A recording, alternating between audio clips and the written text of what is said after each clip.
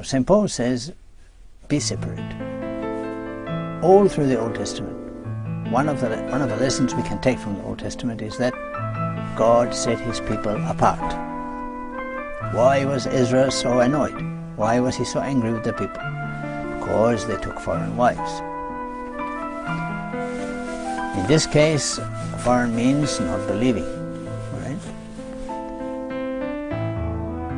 If you want with all your heart to remain in your Coptic Orthodox world, if you want to remain close to God, if you want to be hand in hand, to walk hand in hand with Jesus, you must isolate yourself, you must protect yourself. Do not be ashamed of it, do not be weak about it. You must say to yourself, for a higher good, I will suffer this loss of freedom. And you do it every day. For example, you want to pass your exams to be a doctor, or to be a lawyer, or to be an accountant, or to be a vet, or to be a teacher, or to be a mechanic. Right? Whatever you want to do, you have to finish your apprenticeship, pass your exams, serve your probationary period, and become a professional.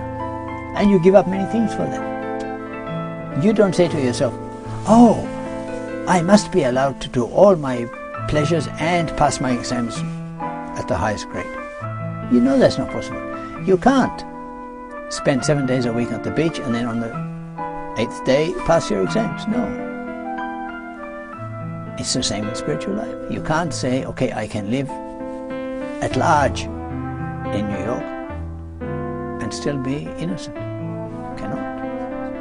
You must sacrifice, you must protect yourself, you must isolate yourself. You must stay in your cradle, in your womb. So protect yourself. Don't open bad sites on the net. Don't go to clubs. Don't go to nudist beaches. Don't go to known drug selling points. Don't be present in these areas. You must protect yourself. Don't say it's a sign of weakness. It's not. It's a sign of strength, that you are applying your mind to your situation. No animal will put himself in another enemy territory if he can get food in his own territory. This is a natural wisdom. So why do you put yourself in the fire when you know that you will get burnt? If you stay with your family, with your Coptic friends, with your father, your priest, and you are satisfied, and you are happy. If you do that, you will keep your innocence. If you don't, you will lose it. What do you want? You want to lose it? You want to taste that? You want to be like Eve? You want to taste the bitter fruit? Okay, taste it. But you will die. Huh?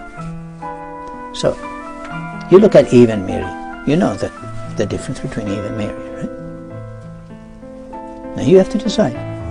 You have a free choice. God never said, I will force you. He never will force you. You can choose to be Eve or you can choose to be Mary. But you have to serve somebody. It might be God or it might be the devil, but you have to serve someone. So my advice is, isolation is protection. Keep your world simple, keep your world small. And you do not pretend that you can dress sexily and not be regarded with lust. Do not pretend that you can smoke intoxicants and not be addicted. Do not pretend that you can shoplift and not be caught. Do not pretend that you can indulge in any of the so-called vices of the Western world and not become damaged by them. You will be damaged. So I advise isolation as protection. That's the best I can do. I myself, I left it, right? I have never lived as a Christian in the world. Because in the world I saw no evidence for Christianity. I saw no way of living as a Christian, nor that it was even desirable. Now, living here in this mountain, in this empty desert. My life is full of holiness. So I advise you to protect yourself by keeping your world simple. You asked me about the past, if I could go back to the past, but as a Christian now, no. This is something I have never thought about. I don't think that I could ever live in the world again, because what I've come to know, what I've come to taste in the desert, is the sweetness of Jesus' solitude. You remember in the Bible how he went apart, he went into the mountain to pray. He used to speak to the Father directly. Father, I know you always hear me. So if I am in the world, I will be hearing so many voices, I can't hear the Father. For me, the isolation of this desert is a way of hearing. The silence of the desert is a way of hearing the voice of God. Here in the desert, where not even any flowers grow, no grass, there is no green thing at all. There's only rocks and sand. This desert is a very hard one. Even after heavy rain, nothing grows. There is no softening of life. It's just sun and rock and sand forever. But in this place, where the lizards and the scorpions and the snakes, they thrive, and the demons are very happy to catch me, I am free. I am loved by God here. Why? Because I have given Him the only place, not just first place, but all the place in my life.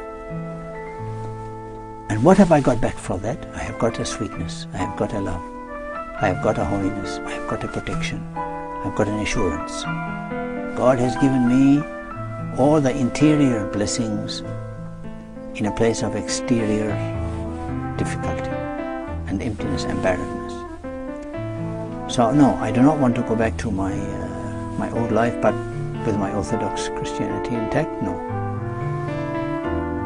I feel strong enough for this life, but not for that.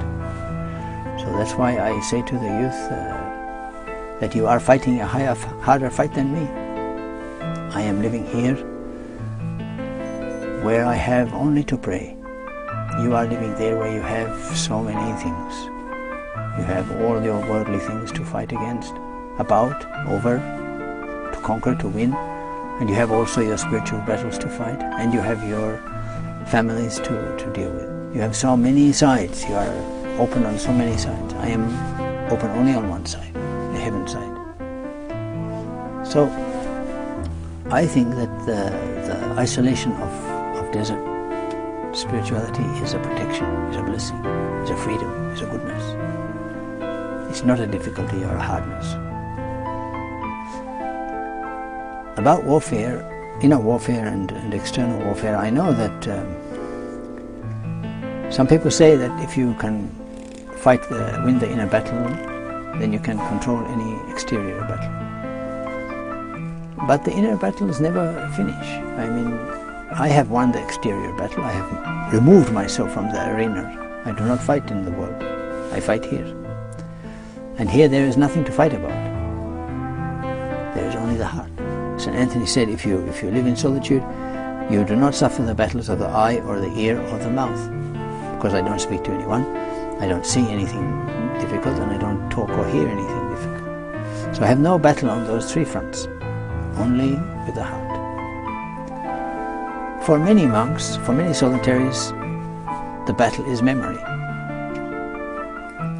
In the Bustan, in the Paradise of the Holy Fathers, there are many monks who remember in their solitude things from the world, and they want to go back and taste them.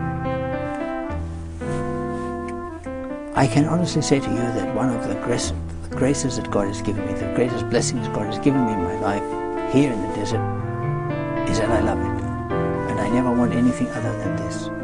Since I came here, since I found this place and made this cave and took this life, I have never looked back. My past was so miserable, I was so unhappy in the world. And so unfulfilled, so uncompleted, so always yearning, so always wanting something more, so always seeing how far was what I got from what I dreamed it would be like. The gap between desire and fulfillment was so great. I don't want to go back to that. Here, there is no gap at all. What I desire, I have. What have I on earth but thee? What do I desire in heaven but thee? I love Jesus and St. Mary and my father Antony, and that's it. And I don't need anything else. And I'm happy with it. Because I've narrowed my expectations, I've narrowed my desires to the whole of heaven. And I have got it. So it's not that you can win. You have external battles and internal battles. It's all one battle, but it's a battle from the heart. If you can control your heart sufficiently to keep on the road, you will win. By win, I mean you will survive. Only exceptional people, like those who live the fullest Christian perfection, are called saints, right? So only exceptional people find their joy in their complete annihilation for Christ's sake. If you say to me, we cannot do that, okay, I agree, you cannot do that. You cannot say to be broken down, to be beaten, to be defeated, to be continually threatened and thwarted is my best joy. It's so hard, I know that. But if you can say, in my being thwarted, in my being broken, in my falling down, I am at least going forward, because I am always returning to God. That's enough. When you are falling forward. Sandy Petty sings a song, right?